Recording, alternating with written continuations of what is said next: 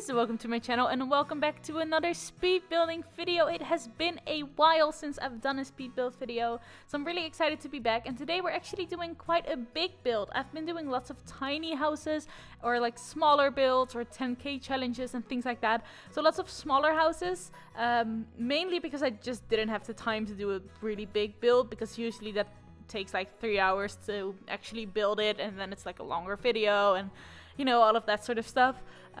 But since I made the decision to make less videos, I also now have time to make bigger videos, which means bigger builds, which I'm really excited about. So today we're doing a bigger build, sort of inspired by like a medieval sort of style. I wasn't sure what I was going for. The only thing that I had in mind was like the general floor plan before I started building this.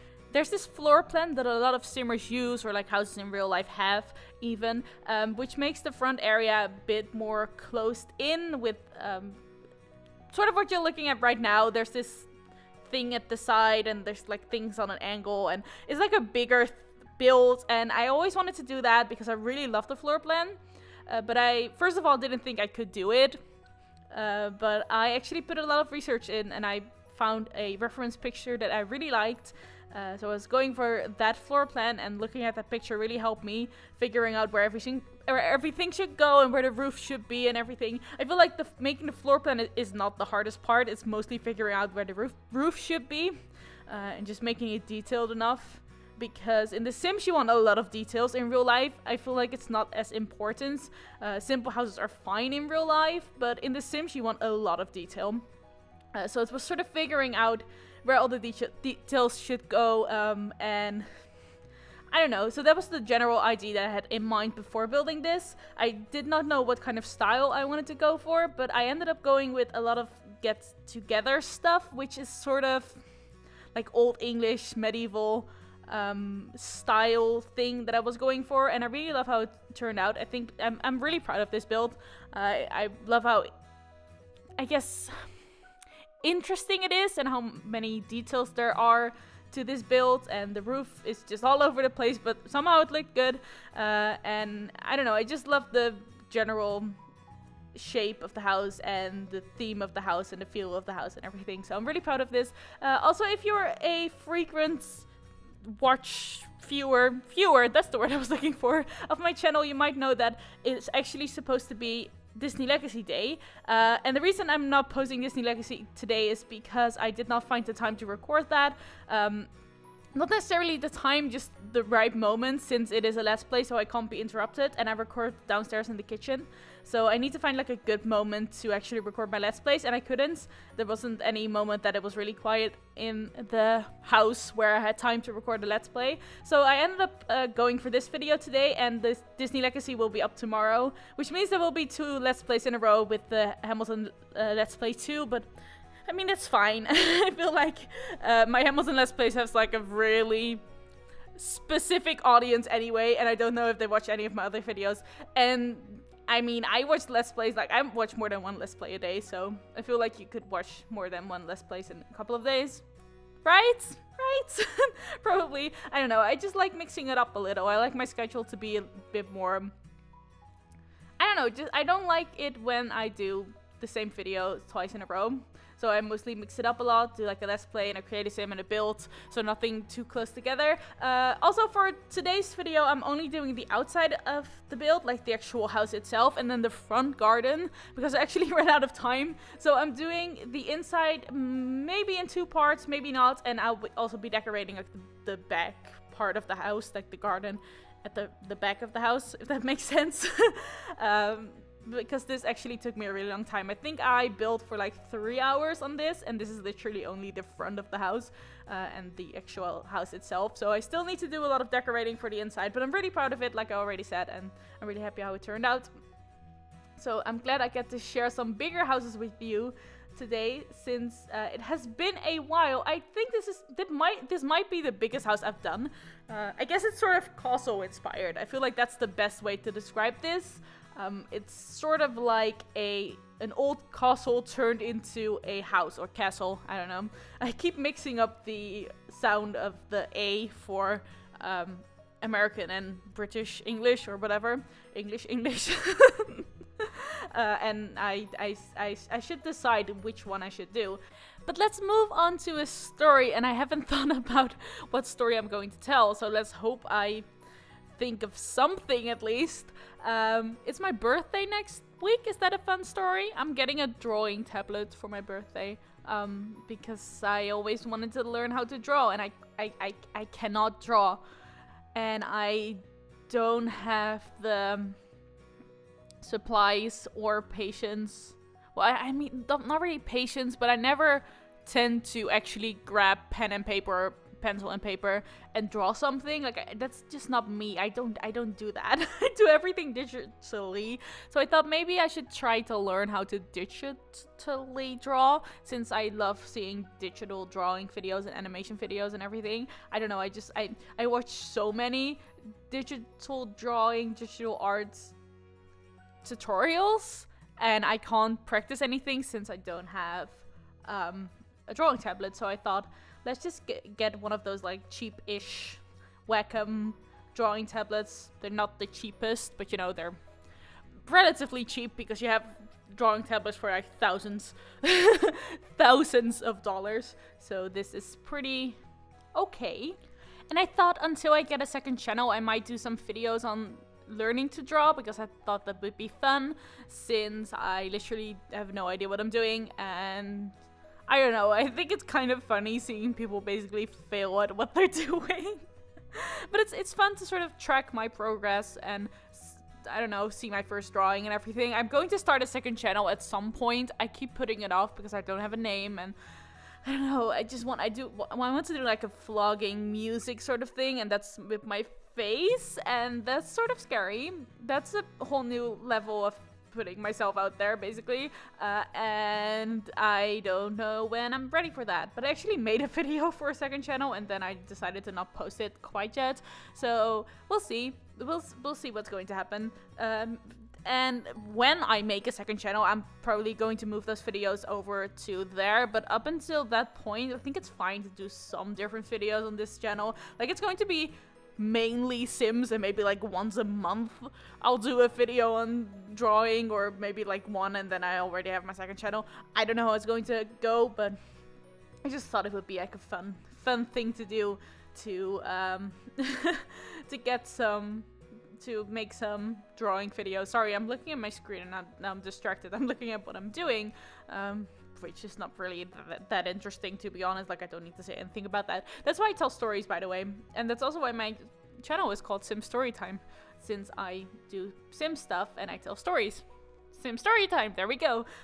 Even though the Storytime name is like, it's not as positive as it could be, since people like to exaggerate with their storytime stuff, and I don't. I mean, I never lie about anything, but I tell it very dramatically, because otherwise it wouldn't be fun. I don't know, when is the last time like I told a really dramatic story? Probably like never, but if I would be telling a dramatic story, I would tell it like really, really dramatic, but not lying. Like, I would tell the details as they are, just make my voice sound excited, because otherwise it would not be fun to listen to me at all. I feel like every single YouTuber ever does that, because it's just more fun to listen to people when they're excited and, you know, in sort of the best version of themselves. So, I don't know. I would never lie about anything. That's not fun. Unless I'm like joking or something, you know, when I would say at the end of the video, I'm just kidding, that wasn't true. Also, wouldn't see myself doing that, but let's say that's the only situation I would ever tell something that's not true on this channel. And now I completely lost what I was talking about, so let's talk about something else. I'm starting to eat vegan tomorrow. That's exciting. I did a week of eating vegan before, and I was a vegetarian for about a year or something like that when I was younger, so it's not as foreign to me as it could have been.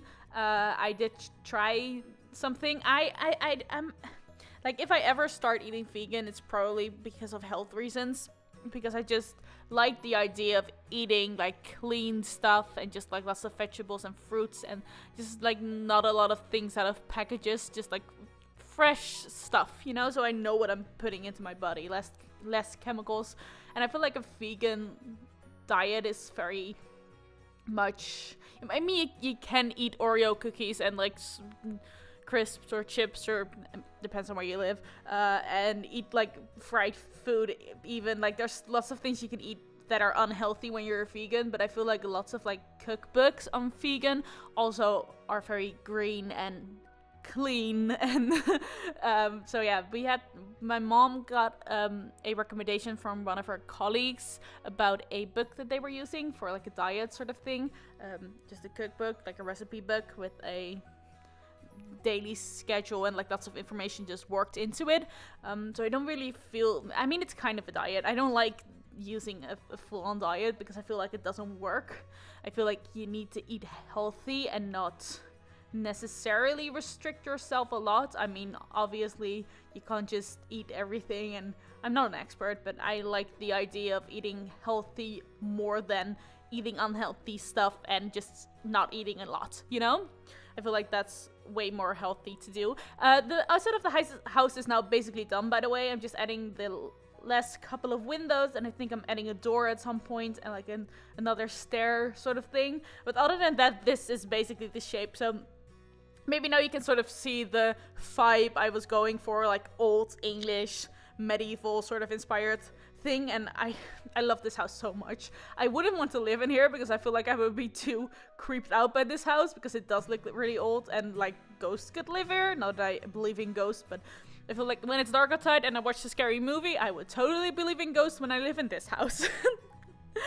Anyway, that's sort of like side note. But yeah, we're going to try a vegan diet for, the diet is for 50 days, but we'll see if it goes well. Maybe I'll be vegan for the rest of my life. Who knows? But I don't like meat a lot, and I also don't, I like dairy products, especially cheese. I don't think I could ever live without cheese forever. I think I could restrict myself a little on cheese, but not a lot. So I probably won't be vegan forever. I also like I really like baking stuff, but I think I could live without meat, because I don't really like meat that much. So I feel like if I moved out and I just cooked for myself, I would just naturally, like, automatically start cooking without meat, because I don't really like meat that much. And I actually already was what I like to call a part-time vegan for a bit, which basically meant whenever it was easy to eat vegan, I would. Since I still live at my parents' house and my mom mostly cooks for us, I didn't want to make her cook me, like, make me vegan dinner every single night. So I basically was vegan for the entire day except for dinner. And when I was out with friends or whatever, and it wasn't anything vegan, maybe at the restaurant or wherever we would eat, at that point I wouldn't eat vegan either, or like on special days when we're celebrating something or we're going out to dinner. So it was kind of like when I'm at home and when it's easy and when I'm making my own food, I would eat vegan stuff. But when I was out, and I'm pretty sure that is the lifestyle I would go with on my own.